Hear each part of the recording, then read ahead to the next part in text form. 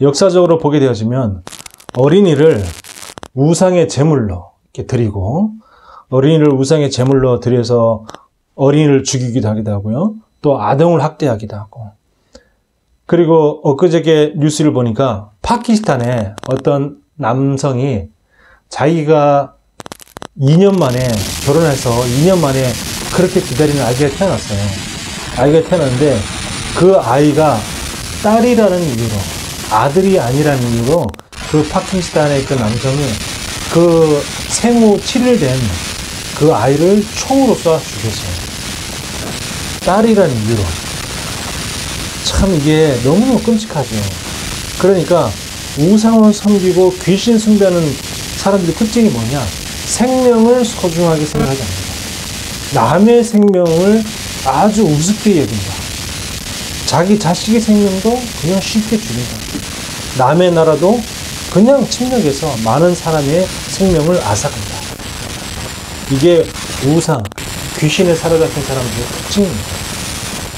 자, 그러면 인간은 이 영원한 고통 속에 살면서 계속 어려움을 당해야만 하느냐? 그럼 방법이 없냐? 그렇지 않습니다. 하나님이 우리에게 해결책을 주셨는데 그 해결책이 바로 그리스도입니다. 그리스도. 그래서 우리는 뭐냐? 그리스도에 오직 해야 될 이유가 여기 있는 겁니다. 다른 것으로는 인간의 영적인 문제가 절대 해결할 수 없기 때문에 이 인간의 영적 문제를 해결하는 것은 오직 그리스도, 이 하나밖에 없기 때문에 인간의 생명을 앗아가는 그 생명 경시의 그 문화 풍조를 갖다가 해결할 방법은 오직 그리스도밖에 없기 때문에 그 파키스탄은요, 제가 알아보니까 많은 오랫동안 여자아이를 죽이는 그런 나라예요. 지금도 계속해서 여자아이에 대한 굉장히 생명을 경시하는, 여자는 쓸모없다, 이런 사상들이 가득 차 있는 나라가 바로 파키스탄입니다. 너무 참 말이 안 되는 거죠. 그럼 자기는 누굴 통해 태어났습니까? 여자인 어머니를 통해서 태어났는데 여자는 다 쓸데없다, 필요 없다 해서 이렇게 어린 나이에 가장 많은 아이가 죽어가는, 여자아이들이 죽어가는 나라에 3위권 안에 들은 나라가 파키스탄입니다. 정말 안타깝죠. 그럼 그 나라에 뭘로 그 나라를 해결할 수 있습니까? 물론 그 여자아이를 죽였다 그래서 그 나라에서 법으로 처벌을 안 하냐? 처벌합니다. 그런데도 없어지지 않아요. 그 나라에 법으로 해결되지 않는 그 문제를 뭘로 해결할 수 있겠느냐? 그리스도 아니면 절대 해결할 수 없는 겁니다. 오직 아니면 해결할 수 없는 거예요. 자, 그래서 우리는 뭘 해야 되냐? 영적인 전쟁을 해야 되는 거죠. 끊임없이 계속 영적 전쟁. 그 흑암 문화와의 그 영적 전쟁을 하지 않으면 안 되는 겁니다. 어느 나라든 간에 선교 현장에 가면 그 선교 현장 속에 그 나라의 그 영적 문화, 그 흑암 문화와의 그 영적 싸움을 해야지만이 되어지는 거죠. 자, 이렇게 되어질 때 어떤 응답을 받게 되냐? 하늘의 보좌와 연결되어지는, 그리고 시공간 초월하는, 왜? 사단이 시공간을 초월해서 역사하고 있고 흑암 문화가 시공간을 초월해서 역사하고 있기 때문에, 그래서 237 나라에 흑암을 무너뜨리며 237 나라에 빛이 증거될 수 있도록 이 응답을 우리에게 하나님이 허락하신 것입니다. 자, 이 오직의 이유를 모르니까 이스라엘 백성들이 또 언약을 놓치게 됩니다. 오늘 보니까 이 모세가 없는 이스라엘에 어떤 일이 벌어졌을까요? 모세가 왜 없습니까? 모세는 지금 호렙산에서 하나님과 많은 대화를 중에 했습니다. 하나님이 호렙산에서 모세에게 성막을 만들어라, 이러이러한 모양으로, 이러이러한 크기로, 그리고 그 안에 재료는 뭘로 하고, 이런 것들을 다 가르쳐 주십니다. 그리고 그 성막 안에 기구를 만들어라, 이런 얘기를 다 하시죠. 그리고 등잔대를 만들고, 뭐 떡상을 만들고, 그 다음에 제단을 만들고, 뭐 이런 것들, 또 향단을 만들고, 이런 모든 것들을 다 말씀하십니다. 그리고 제사장의 옷을 만들어라, 이런 얘기를 다 하시죠. 그리고 이걸 위하여 부살렐과 오홀리압을 지정하여서, 지명하여서, 불러서 그들에게 하나님의 영으로 충만하게 하여서 이런 일을 다 하게 하라.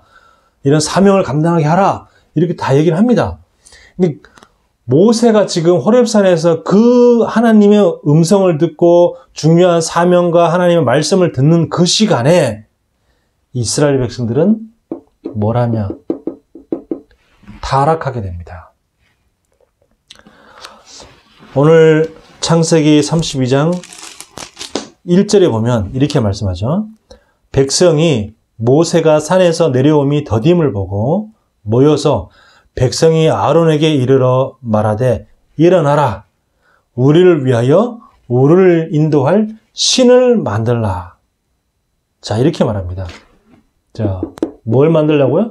신을 만들라. 우리를 인도할 신을 만들어내라고 합니다. 사람이 하나님의 말씀을 떠나면 이렇게 무지하게 되고 이렇게 우습게 됩니다. 자기가 신을 만들어 놓고 자기가 그 앞에 절하고 섬기는, 지금 모든 세상의 우상이 다 그렇잖아요. 인간들이 자기가 그 우상을 만들어 놓고 그 우상에다가 자기가 절합니다.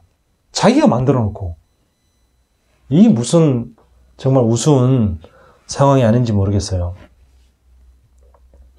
자, 그러면은 이때 아론이 뭐라고 해야 됩니까? 지금 무슨 소리를 하는 거냐, 너희가 지금. 모세 우리 지도자가 올 때까지 너희가 기다려야 될 거 아니냐. 이렇게 얘기해야 되잖아요.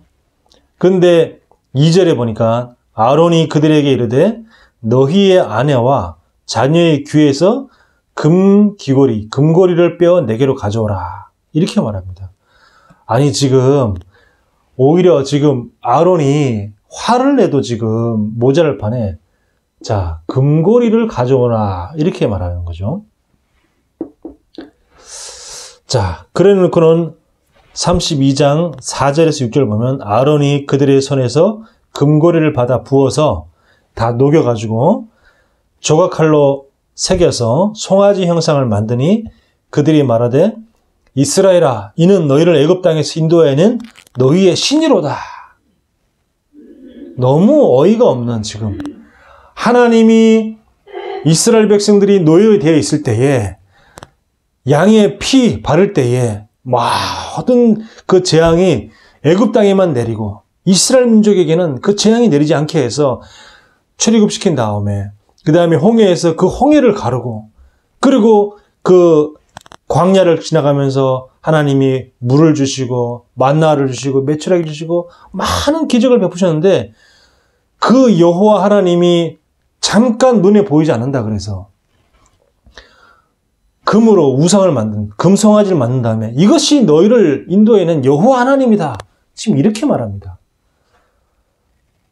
우리가 왜 오직을 해야 되냐? 오직 되어지지 않으면요, 우리는 늘 이렇게 될 수밖에 없습니다. 늘 하나님을 떠나서 말씀 떠나면은 바로 우상 숭배할 수밖에 없는 그런 연약한 인간이 바로 인간이라는 거예요. 사람이라는 겁니다. 그래서 5절에 보면 아론이 보고 그 앞에 제단을 쌓고 이르되 아론이 공포하여 이르되 내일은 여호와의 절일이니라. 내일은 여호와의 기념일이다 라고 말하고, 그리고 6절에 보니까 이튿날에 그들이 일찍 일어나 번제를 드리며 화목제를 드리고 백성이 앉아서 먹고 마시며 일어나서 뛰놀더라. 너무 지금 감격해서 드디어 우리를 인도할 신을 만들었다. 이제 이 신이, 이 금송아지 이 신이 우리를 인도할 것이다. 이러면서 이제 막 자기들끼리 잔치를 벌이는 거죠. 자, 이렇게 금송아지에게 제사를 주고 그리고 잔치를 벌입니다. 우리가 아무리 교회를 다녀도 왜 그렇습니까? 지금 이스라엘 백성들은 하나님을 믿는 백성입니다. 그러니까 아무리 하나님의 백성, 아무리 교회를 다니고 아무리 신앙생활을 한다 하더라도 오직이 안 되면 우상을 섬길 수밖에 없는 겁니다. 오직이 아니면. 오직이 뭡니까? 그리스도. 이 복음 모르면 교회를 다녀도 우상 섬길 수밖에 없는 거예요. 저도 어릴 때부터 교회를 다녔는데 이 그리스도 오직을 모르니까 제가 청소년기에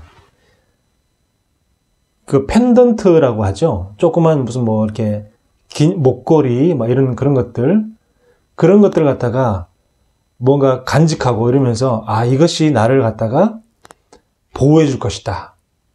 이런 생각을 많이 했었습니다. 우리 영화에서 보면 그런 거 있잖아요. 이렇게 목걸이 같은 걸 갖다가 자기가 차고 있는 목걸이를 갖다가 상대방에 주면서 이 목걸이가 너를 지켜줄 거야. 뭐 이런 얘기 하잖아요. 그런 것도 그게 바로 그것도 우상이거든요. 저도 어릴 때 그랬다니까요. 저는 오직 그리스도 여기에 답이 나지 않았기 때문에 아, 그것이 저에게 하나님이 나를 지켜주는 게 아니고 이 목걸이가 어려움이 있을 때마다 나를 지켜주겠지. 이런 식의 생각을 하고 거기에다 의미를 부여하고 그랬던 겁니다. 지금 교회의 지도자들이 많이 이 타락을 하고 있고 또 지금까지 많이 타락을 해오고 있습니다. 또 그런 것들이 뉴스에 기사거리가 되어지고 그래서 뉴스에 오르긴 내리기도 하기도 하고 그것이 무슨 또 시사 프로그램 그것이 알고 싶다라든지 이런 시사 프로그램에 또 그런 단골 소재가 되기도 합니다. 왜 그렇습니까? 교회의 지도자가 오직이 안 되면 타락할 수밖에 없다는 거죠. 오직 그리스도, 오직 전도, 오직 기도 이거 놓치면은 누구든지 타락할 수 있는 겁니다. 그래서 그 신약 시대에 그렇게 핍박받는 시대에 예수를 믿겠다고 나섰던 그 신약 시대의 그 성도들, 특히 바울의 제자들도 보면 나중에 바울 서실 읽어보면 나옵니다. 바울을 떠나서 세상으로 돌아갔다. 이게 바울이 쓴 편지에 보면 그게 나와 있어요. 그럴 수밖에 없는 겁니다. 우리가 늘 24 오직이 되어야 할 이유가 뭐냐? 바로 여기 있는 거죠. 자, 이때에 모세는 굉장히 노하게 됩니다. 노한 모세. 32장 19절에 보면 진에 가까이 이르라. 이제 모세가 산에서 내려오는 거죠. 그 송아지와 그 춤추는 것을 보고 크게 노하여 손에서 그 판들을 산 아래로 던져 깨뜨리니라. 사람이 너무 화가 나면 이렇게 막 물건을 막 집어 던지고 막 이렇게 되잖아요. 지금 모세가 얼마나 너무너무 화가 나가지고 하나님이 십계명을 이게 새겨주신 그 돌판을 가지고 내려오다가 지금 우상 숭배하며 지네끼리 먹고 놀고 신나하는 그 모습을 보면서 하나님이 주신 그 돌판을 갖다가 집어 던져서 깨트립니다. 얼마나 지금 모세가 화가 나고 모세가 너무 이성을 잃을 정도로 화가 났다는 것을 말하는 거죠. 우리가 우상을 볼 때 이렇게 해야 됩니다. 사람한테 화난다고 해서 물건을 집어 던지는 것이 아니라 우상을 보면서 그 사도행전에 보면 바울이 아덴에 갔다가 그 사람들이 전부 다 우상 숭배하는 것을 보고 너무 바울이 격분을 해가지고 거기서 막 화를 내는 그런 모습을 볼 수 있는데 우리가 사람하고 그래서 우리의 싸움은 혈과 육의 싸움이 아니고 영적 싸움이다 그랬죠. 우리는 해야 될 것이 뭐냐? 그리스도로 오직하고 두 번째 영적 싸움을 하는 것이다. 자, 20절에 보면 모세가 그들이 만든 송아지를 가져다가 불살라 부수어 가루를 만들어서 물에 뿌려서 이스라엘 자손에게 마시게 하니라 그랬습니다. 너무 노해가지고 지금 아론은 이스라엘 백성들이 찾아와가지고 우리를 만들 신을 만들어내라 하니까는 약간 겁도 났겠죠. 아론이 사람들이 와서 그렇게 말하니까. 그러니까 당장 너희의 금고리를 가져와라 해가지고 우상을 만드는데 이 모세는 혼자서 그 수많은 백성들을 상대해서 그 사람들이 대들 수도 있는 그런 상황 속에서 그 금 송아지를 갖다가 다 녹여가지고 그걸 갖다 물에 뿌려가지고 그 물을 갖다가 먹어라 이렇게 이제 하는 거죠. 자, 이렇게 해서 송아지를, 금송아지를 이렇게 마시게 합니다. 지금 이 모세가 얼마나 지금 하나님 앞에서 화가 많이 나고 격분한지를 우리가 알 수 있죠. 자, 이때에 아론이 변명을 합니다. 아론이 뭐라고 변명했냐면 21절에서 24절 보면, 자, 이제 모세가 이제 화가 나서 모세가 아론에게 이르되 이 백성이 당신에게 어떻게 하였기에 당신이 그들을 큰 죄에 빠지게 하였느냐라고 이제 질책하죠. 그러니까 아론이 이르되 내 주여 노하지 마소서. 이 백성의 악함을 당신이 아나이다. 자기의 죄를 인정하지 아니하고 지금 백성들에게 그 탓을 하는 거죠. 마치 이 아담이 하와 탓을 하고 하와가 뱀 탓을 했던 것처럼 아론이 백성들 탓을 합니다. 그러면서 23절에 그들이 내게 말하기를 우리를 위하여 우리를 인도할 신을 만들라. 이 모세 곧 우리를 애굽 땅에서 인도해낸 사람은 어찌 되는지 알 수 없노라 하기에, 여기까지는 맞아요. 근데 24절 보면 너무 어이없는 대답을 합니다. 내가 그들에게 이르기를 금이 있는 자는 빼내라 한즉 그들이 그것을 내게로 가져왔기로 내가 불에 던졌더니 이 송아지가 나왔나이다. 불에 금고리를 그냥 자기한테 가져왔길래 자기가 금고리를 갖다 불에 던졌더니 갑자기 이 송아지가 뿅 나왔다는 겁니다. 이런 말도 안 되는 어처구니 없는 그런 변명을 합니다. 그 불에 넣어서 그걸 다 금을 다 녹여가지고 송아지 형상을 자기가 칼로 새겨서 만들어 놓고는 이걸 갖다 불에 던졌더니 이 송아지가 나왔다. 이렇게 아주 어이없고 말도 안 되는 황당한 변명을 지금 아론이 하고 있는 거죠. 자, 이 일로 인해서 4절에 이 28절에 보면 레위 자손이 모세의 말대로 행하며 이날의 백성 중에 3,000명가량이 죽임을 당하니라. 자, 이 사건으로 인해서 3,000명이 죽임을 당합니다. 3,000명이 얼마나 끔찍합니까? 얼마나 많은 숫자가 생명을 잃게 됐습니까? 너무 안타까운 사건이죠. 자, 그러면서 다시 하나님이 34절에 보면 이렇게 말씀합니다. 이제 가서 내가 내게 말한 곳으로 백성을 인도하라. 가나안 땅으로 들어가라. 가나안 땅으로 이 백성을 인도해라. 그 말이죠. 내 사자가 내 앞서 가리라. 이렇게 말합니다. 하나님의 사자, 여호와의 천사가 너의 앞서 갈 테니까 너는 이 백성을 데리고 다시 가나안 땅으로 이 백성을 인도하여 드리라. 이렇게 말합니다.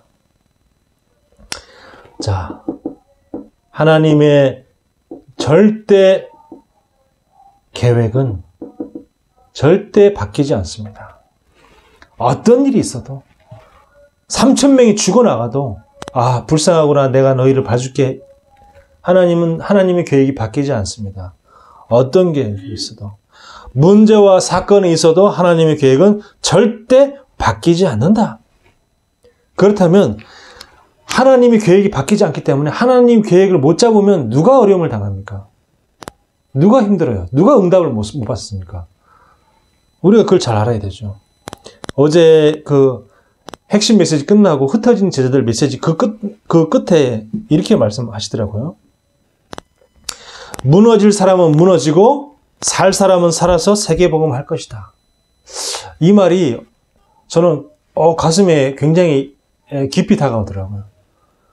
지금 우리 여러 가지 사건들이 있는데 그 여러 가지 사건들을 보면서 시험 들어서 무너질 사람은 무너질 것이다.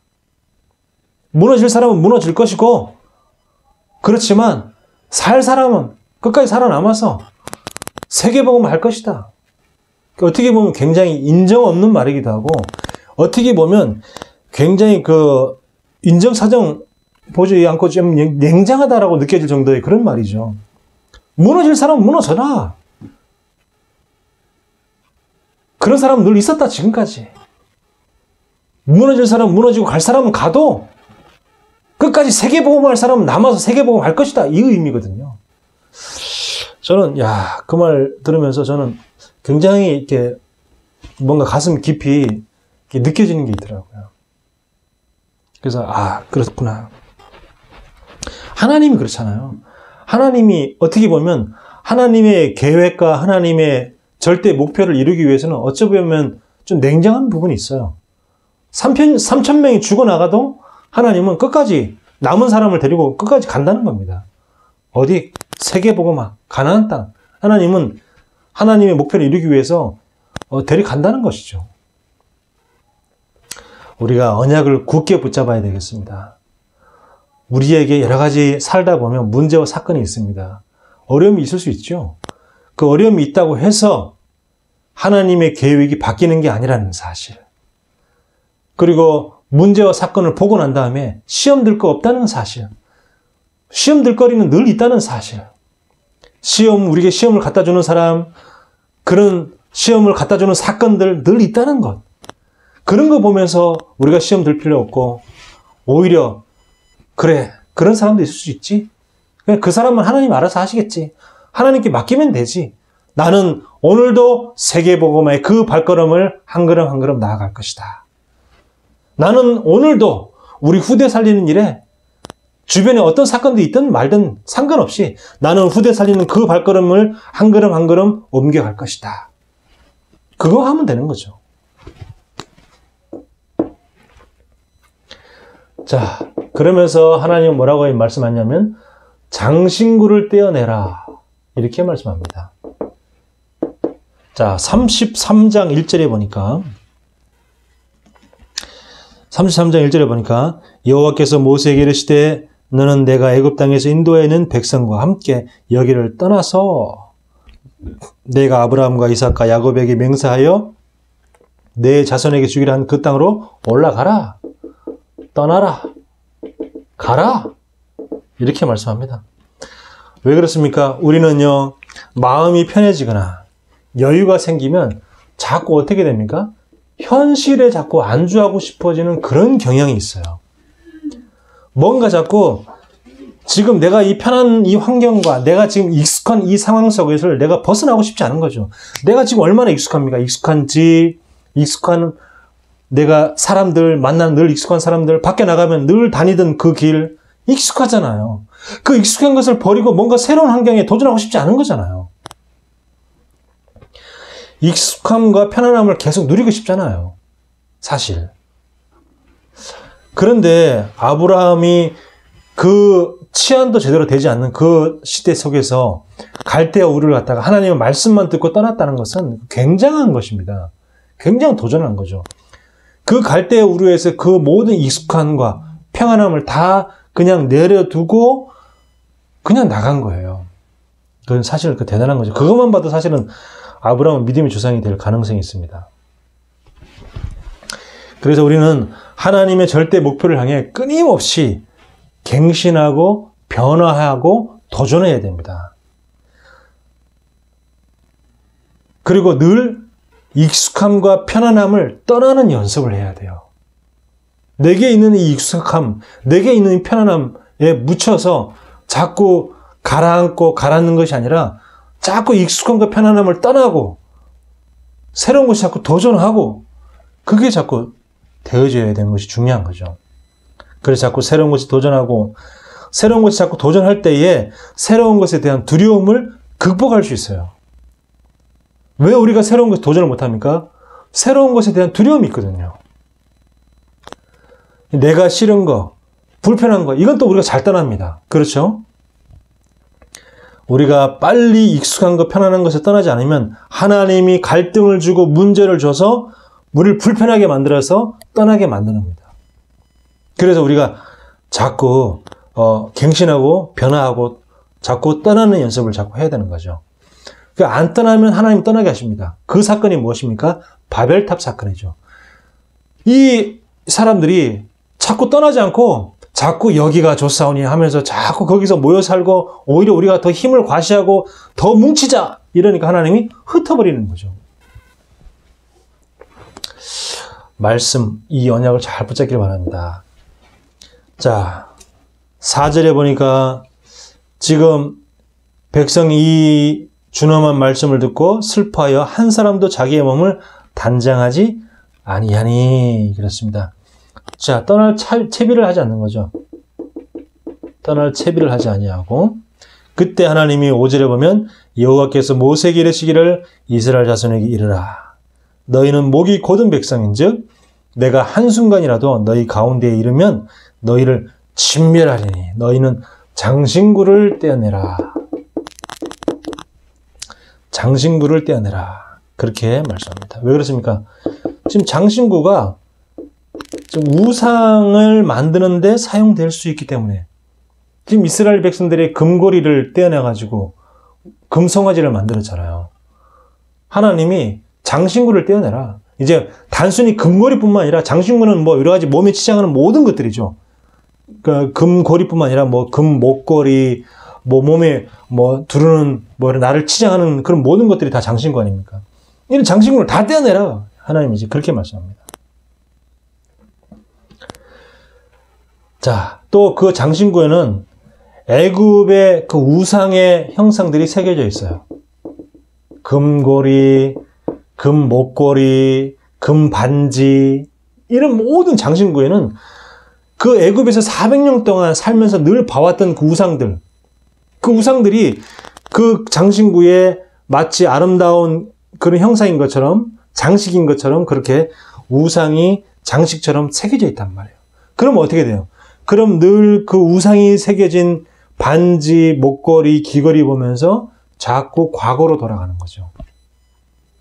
또 우상을 만들 수 있는 그 그림을 보면서, 아, 애굽에 이런 우상이 있었지 하면서 우상을 그리워하면서 또 우상을 만들 가능성이 있는 거죠. 그래서 과거로 다시 돌아가지 않게끔, 다시는 우상을 만들지 않게끔 하나님이 그렇게 이스라엘 백성들에게 장신구를 떼어내라, 이렇게 말씀합니다. 자, 창세기 27장 4절에 보면 이삭이 나오는데, 이삭이 늙어서 자기 아들 에서에게 이렇게 말합니다. 내가 지금 늙었고 눈이 어두워졌고 내가 언제 죽을 줄 모르니 너는 가서 내가 평소에 즐겨 먹던 네가 사냥해서 온 고기를 만들어서 잡은 별미를 나에게 먹게 하라. 그 별미를 먹고 나서 내가 너에게 마음껏 축복하게 하라. 이런 말이 나옵니다. 자, 별미를 먹고. 자, 그러니까 이제 에서가 그 말을 듣고 힘을 얻어가지고, 아, 드디어 이제 내가 장자의 축복을 얻는구나 해가지고 그 사냥하러 나가죠. 이때 이제 그 리브가가 그 얘기를 듣고 야곱에게 네가 가서 빨리 저 염소 한 마리 잡아와라 해가지고 리브가가 이제 그렇게 장자의 축복을 야곱이 가로채도록 도와주는 인본주의를 하는 그런 장면이 나오는데, 하나님은 분명히 말씀하셨습니다. 뭐라고 말씀했냐면, 에서와 야곱이 리브가의 태중에 있을 때에 하나님이 뭐라고 언약을 주셨냐면, 미리 예언을 하셨잖아요. 큰 자가 작은 자를 섬기리라. 분명히 말씀하셨어요. 근데 이삭이 늙어서 그 언약이 희미해진 거예요. 언약이 희미해져가지고 내가 평소에 먹던 그 별미를 먹고 내가 너를 마음껏 축복할 테니까 너는 가서 사냥해서 고기를 잡아와라. 지금 이렇게 얘기를 한 거죠.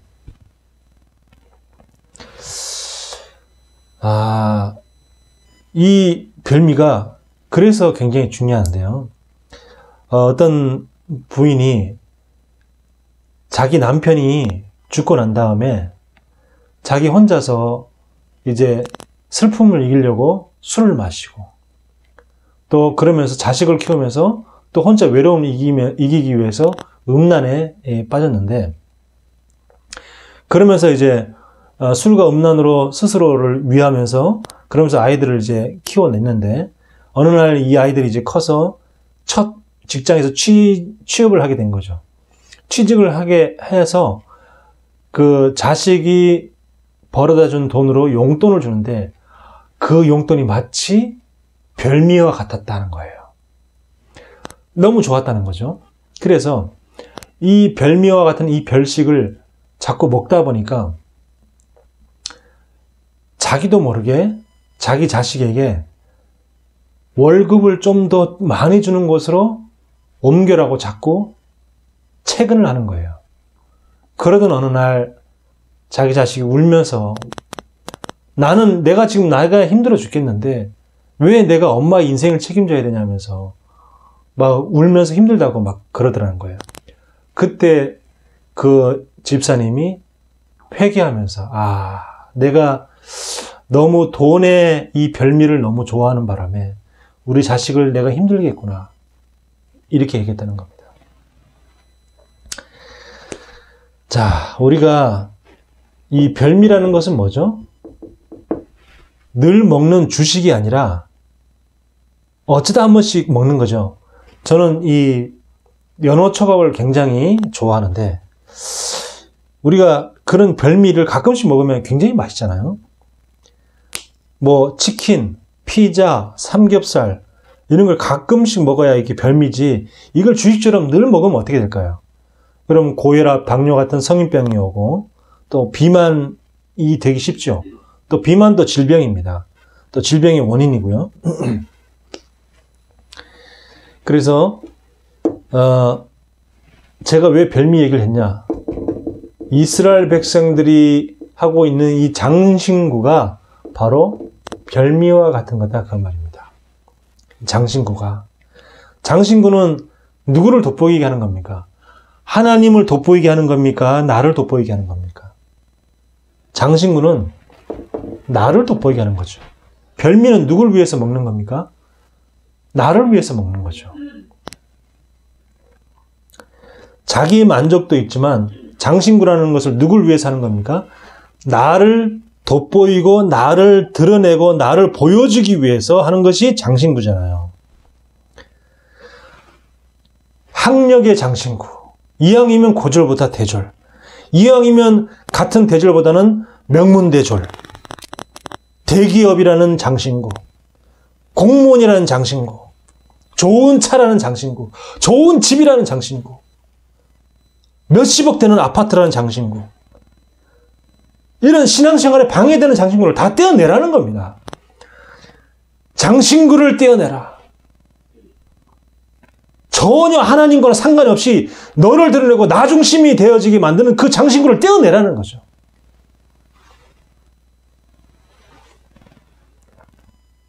과시형 장신구. 그 존니의 책을 읽어보니까 이 존니가 미국에 있을 때 미국에서 이제 오랫동안 살다가 한국에 넘어왔는데요. 자기 집 바로 근처에 유대인이 살고 있었대요. 그 유대인 가족이